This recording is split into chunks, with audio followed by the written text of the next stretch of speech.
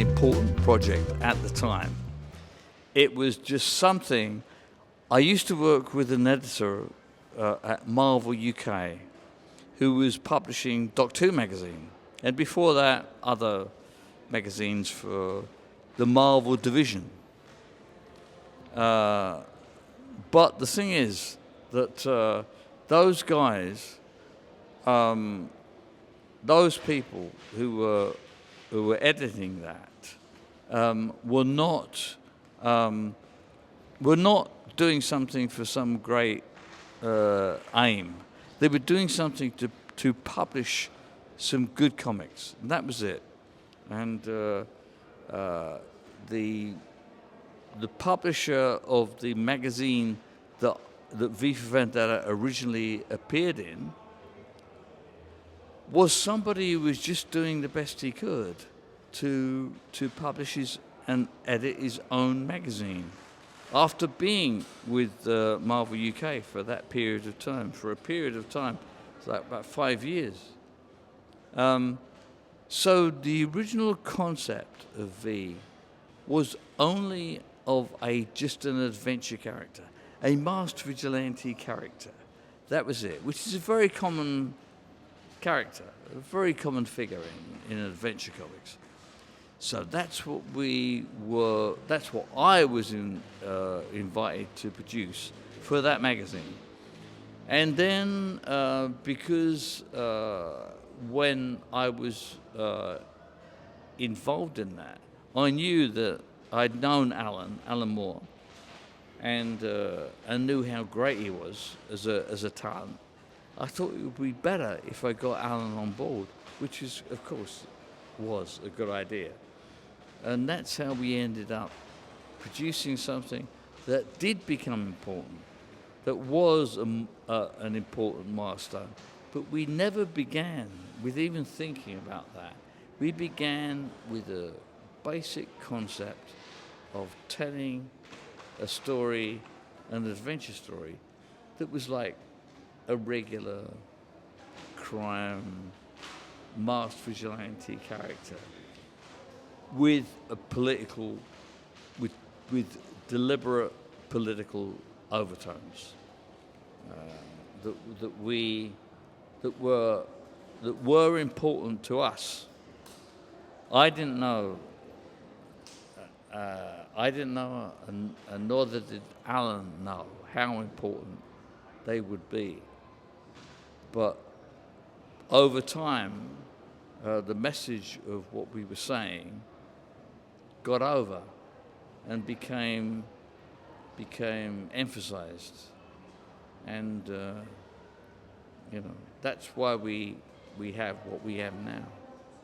Yeah, well, it began with the political viewpoint, because once we had decided we're not going to do a sort of like, I don't know, a masked vigilante in, I don't know, some futuristic city, or, I don't know, historic. We both had strong political viewpoints, and about the possibilities of a right-wing government. Θάτσερ. Yeah, taking over in England. We both believed that is possible. We didn't really believe that it was going to happen. We just thought it was a possibility, bearing in mind the way that the wind was blowing politically at the time, at the end of the 70s and the beginning of the 80s. And I think, we just thought it was a great idea to make the character a political warning. It was an intentional attempt to make the character a warning character against the possibility of what might happen. Whether we believed it or not, it was just something that was like making a warning about. At the time, no, it was like we'd just come out of the punk period, which was like late 70s, and everybody was like kind of had kind of anti-governmental viewpoints of the time. We were moving at the time in the beginning of the 80s towards the miners' strike. The miners' strike in England, which was a fundamental battle between the working class, the traditional working class, and the money-motivated right wing. So we were moving in that direction, and we saw that.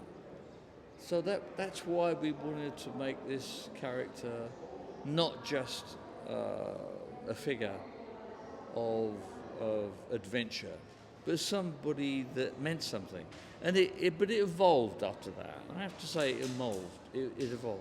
From the beginnings of 81 through 84, it became much more politically aware and justifiably. And I was very happy to see that happen. And that's the way that we were doing things. Well, yeah, I hope that when they read it, they recognise that those things that we were warning about then were coming on, that were happening now. Especially in a situation where democratic systems have been infiltrated by philosophies of the right wing and anti-socialistic viewpoints to an extreme degree. So, in America, for instance, the Democratic Party has been branded as sort of like leftist, where the Democratic Party in America has never been anywhere near the left.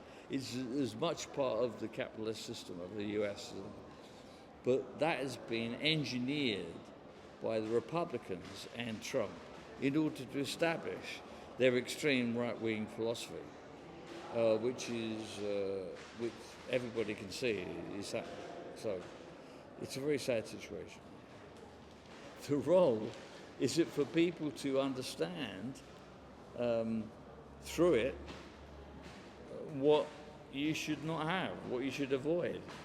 But the point about any message that reaches those sympathetic to the message is that you don't get to those who are not sympathetic to the message.